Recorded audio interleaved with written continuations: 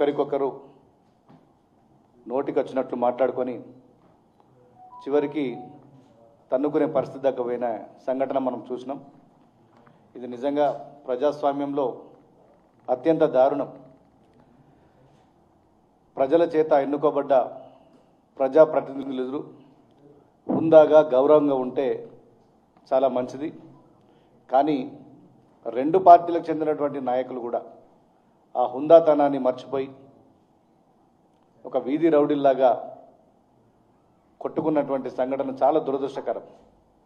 నిజంగా కూడా కాంగ్రెస్ పార్టీ ఇట్లాంటి దాడుల్ని ప్రోత్సహించదు, తీవ్రంగా ఖండిస్తున్నాం.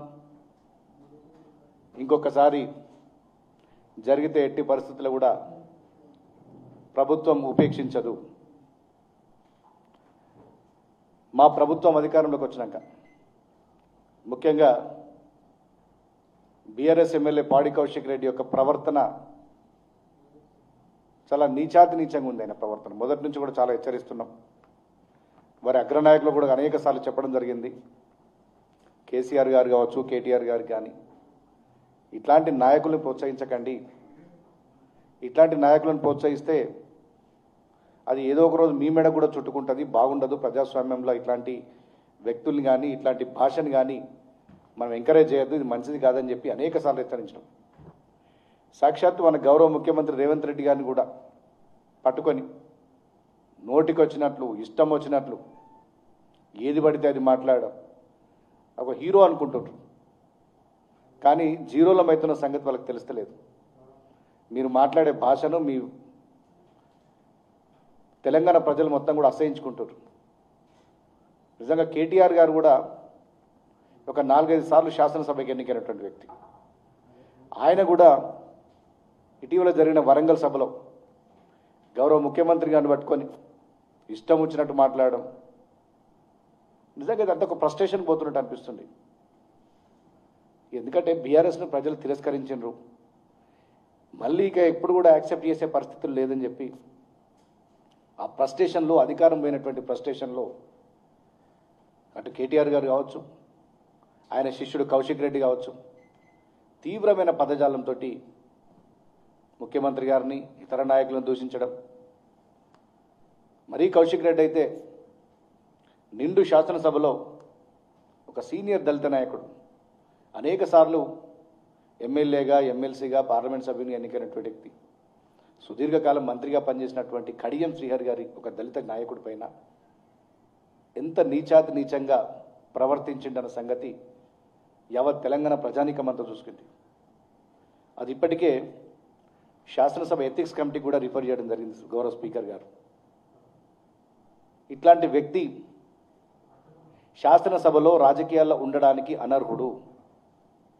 నేను స్పీకర్ గారికి ఒకటే విజ్ఞప్తి చేస్తున్నా, మా గౌరవ ముఖ్యమంత్రి గారు కూడా విజ్ఞప్తి చేస్తున్నా, తక్షణమే ఎథిక్స్ కమిటీ స్పీకర్ గారు కౌశిక్ రెడ్డి మీద చర్యలు తీసుకోవాలని ఏ విధంగా ఎథిక్స్ కమిటీకి పంపినరో ఆ ప్రక్రియని వేగవంతం చేసి కౌశిక్ రెడ్డిని తక్షణమే శాసనసభ సభ్యుడికి అనర్హుడిగా ప్రకటించాలని చెప్పి డిమాండ్ చేస్తున్నాను నేను. ఎందుకంటే రాజకీయాల్లో హుందాతనం ముఖ్యం, చాలా గౌరవంగా ఉండడం ముఖ్యం.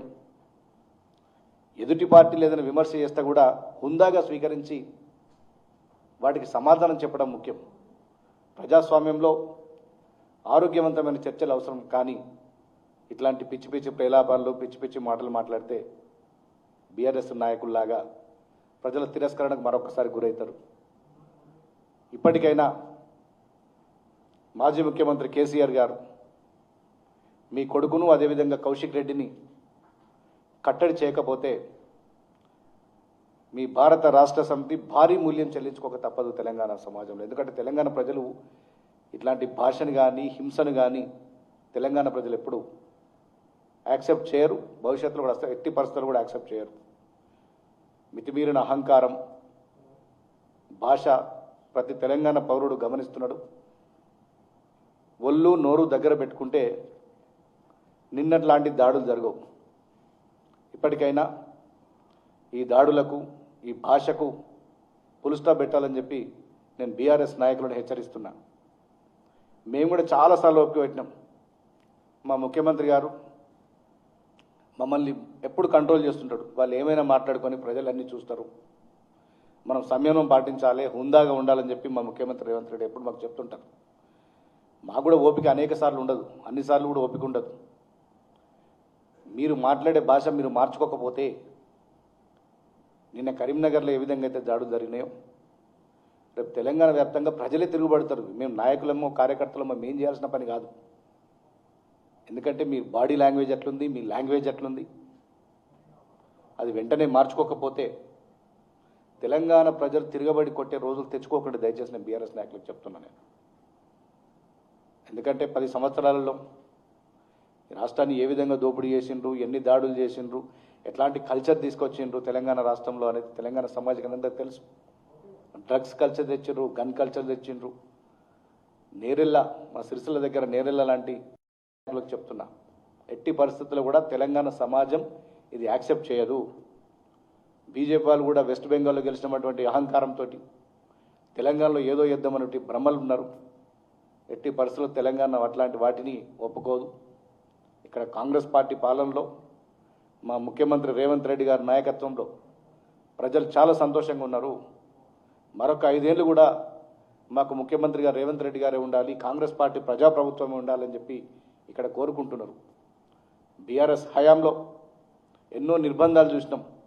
కనీసం ఫోన్లలో మాట్లాడుకునే స్వేచ్ఛ లేకుండా ఆనాటి బీఆర్ఎస్ నాయకులు ఆ రోజు ఒక నియంత్రణతో పోకడలతోటి నిరంకుశ విధానాలతోటి హిట్లర్ను తలపించే విధంగా ఆ పరిపాలనను తెలంగాణ ప్రజలు ఇంకా మర్చిపోలేరు, మర్చిపోరు కూడా. ఎందుకంటే తెలంగాణ ప్రజలు ఆకలినైనా భరిస్తారు కానీ ఆత్మగౌరవాన్ని భంగపరిస్తే క్షమించరు తెలంగాణ ప్రజలు. మరి తెలంగాణ ప్రజల ఆత్మగౌరవాన్ని కించపరిచే విధంగా, తెలంగాణ ప్రజల యొక్క ఆత్మవిశ్వాసాన్ని కించపరిచే విధంగా గత 10 సంవత్సరాలు మీరు పరిపాలించండ్రు. మీలాంటి నాయకత్వాన్ని ఎవరు కోరుకోరు. మీరన్నీ ఒక భ్రమలు ఉంటుండ్రు, కాంగ్రెస్ పోవాలి, బీఆర్ఎస్ రావాలని. అది ఎవ్వరు కోరుకుంటారు? ఒక మీ కుటుంబం తప్ప, మీ కులం కోరుకుంటుంది, మీ కుటుంబం కోరుకుంటుంది తప్ప తెలంగాణ ప్రజలు ఎవరు కోరుకోవట్లేదు. తెలంగాణ ప్రజలందరూ కూడా మళ్ళీ కాంగ్రెస్ ప్రజా పాలన కావాలి, రేవంత్ రెడ్డి మళ్ళీ ముఖ్యమంత్రి కావాలి, సంక్షేమ పథకాలు ఈ విధంగా కొనసాగించాలంటే రేవంత్ రెడ్డి గారు మరో 10 ఏళ్ళు ఈ రాష్ట్రానికి ముఖ్యమంత్రిగా ఉంటే మాకు ఈ రాష్ట్రం బాగుపడుతున్న భావనలో తెలంగాణ ప్రజలు ఉన్నారు. దేశంలో మనం చూస్తున్నాం ఎక్కడా లేని విధంగా సంక్షేమ పథకాలు. రైతు రుణమాఫీ, 2 లక్షల యొక్క రుణమాఫీ, రైతు భరోసా, వాళ్ళు ఇచ్చిన దానికంటే 1000 రూపాయలు అదనంగా మేము ఇలా రైతు భరోసా ఇస్తున్నాం. రైతులకు బోనస్ ఇస్తున్నాం కాంగ్రెస్ పార్టీ ప్రభుత్వం. ఇలా ప్రతి ఇంటికి కూడా ఉచిత విద్యుత్ ఇస్తుంది కాంగ్రెస్ పార్టీ ప్రభుత్వం. ప్రతి ఇంటికి రేషన్ కార్డు ఇచ్చింది కాంగ్రెస్ పార్టీ ప్రభుత్వం. 10 ఏళ్ల మీ దుర్మార్గ పాలనలో ఒక పేదోడికి ఒక ఇల్లు కట్టించినటువంటి పాపాన మీరు పోలేదు. మేము ఇలా ప్రతి గ్రామంలో ఇల్లు కట్టిస్తున్నాం, ఇంటింటికి సన్నబియ్యం ఇస్తున్నాం, నిరుద్యోగులకు ఉద్యోగాలు ఇస్తున్నాం. మీరు చేసిన సంక్షేమ పథకాలను అమలు చేస్తూనే మేము అదనంగా అనేక సంక్షేమ పథకాలు, మహిళలకు ఫ్రీ బస్ జర్నీ, ఇట్లాంటి ఎన్నో సంక్షేమ పథకాలని తెలంగాణ ప్రజలకు అందిస్తున్నాం. తెలంగాణ ప్రజలు ముమ్మాటికి కాంగ్రెస్ వైపే ఉన్నారు, కాంగ్రెస్ వైపే ఉంటారు భవిష్యత్తులో కూడా. అనవసరమైన పగటి కళలు మానేసి ఇట్లాంటి పిచ్చి పిచ్చి దాడులకు, విధ్వంసాలకు, కారుకూతలకు ఇక్కడ స్థానం లేదని చెప్తూ నిన్న జరిగిన సంఘటనలకు మొత్తం బీఆర్ఎస్ పార్టీ నాయకులే బాధ్యత వహించి బహిరంగంగా క్షమాపణ చెప్పాలి. ఇట్లాంటి భాష మేము ఉపయోగించమని చెప్పాలని చెప్పి డిమాండ్ చేస్తూ నిన్నటి జరిగిన దాడిని పూర్తిగా ఖండిస్తున్నాం. నేను ఇప్పుడు కొంతసేపట్లో డీజీపీని కూడా కలిసి, నేను కరీంనగర్ జిల్లా కాంగ్రెస్ అధ్యక్షునిగా ఉన్నా కాబట్టి ఆ దాడి మీద డీజీపీ గారిని కలిసి స్వయంగా వివరించి ఇట్లాంటి మళ్ళీ పునరావృతం కాకూడదు, ఈ తెలంగాణ రాష్ట్రంలో ఇట్లాంటి దాడులకు స్థానం ఉండకూడదని చెప్పి డీజీపీ గారిని కూడా తొందరలో నేను కలవబోతున్నాను. ఇలా బీఆర్ఎస్ వాళ్ళు ఏదో చాలా గొప్ప కార్యం చేసినట్టు రేపు కరీంనగర్ బంద్కు పిలుపునిచ్చారు. ఈ బంద్లో ఎవ్వరు కూడా పాల్గొనద్దు. ఒక వ్యక్తి, కౌశిక్ రెడ్డి అనే వ్యక్తి, ఆయన నోటి దురుస్తోటి బాగా బలిపెక్కి మాట్లాడి ఆయన మీద తెచ్చుకున్న దాడి తప్ప ఇది తెలంగాణ ప్రజలకు కానీ కరీంనగర్ ప్రజలకు కానీ సంబంధం లేనటువంటి విషయం. ఎట్టి పరిస్థితుల్లో కూడా బంద్లో ఎవ్వరూ పాల్గొనద్దు, మీ పనులు మీరు చేసుకోండి అని చెప్పి నేను కరీంనగర్ జిల్లా ప్రజలకు కూడా చెప్తున్నా. ఇది కేవలం ఒక వ్యక్తి యొక్క నోటి దురుసు వల్ల వచ్చినటువంటి విషయం. కరీంనగర్ ప్రజలకు సంబంధం లేని విషయం, తెలంగాణ ప్రజలకు సంబంధం లేని విషయం. ఈ బంద్లో ఎవ్వరు కూడా పాల్గొనొద్దని చెప్తూ